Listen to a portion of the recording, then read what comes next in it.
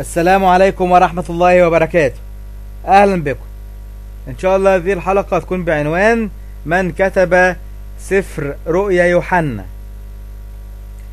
في المدخل إلى العهد الجديد للآباء اليسوعيين صفحة 10 يقول النص: وكانت الرسالة إلى العبرانيين والرؤيا موضوع أشد المنازعات، وقد أنكرت صحة نسبتها إلى الرسل إنكارا شديدا مدة طويلة، فأنكرت في الغرب صحة الرسالة إلى العبرانيين، وفي الشرق صحة الرؤيا، ولم تقبل من جهة أخرى إلا ببطء رسالتا يوحنا الثانية والثالثة، ورسالة بطرس الثانية، ورسالة يهوذا.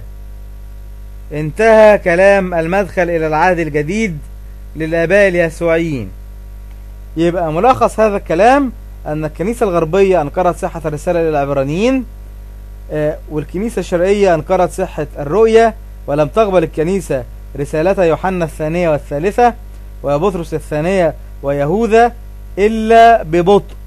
يعني في البداية لم تكن هذه الرسائل مقدسة ثم أصبحت مقدسة، وهذا يدل على وجود المشاكل الكبيرة التي تواجه علماء المسيحية، لأنهم لا يستطيعون أن ينسبوا كتاب معين إلى كاتبهم. وفي النهاية نسأل: من هو كاتب سفر رؤيا يوحنا وهذه الرسائل التي ذكرت من قبل؟ نستودعكم الله، نلقاكم الحلقة القادمة، والسلام عليكم ورحمة الله وبركاته.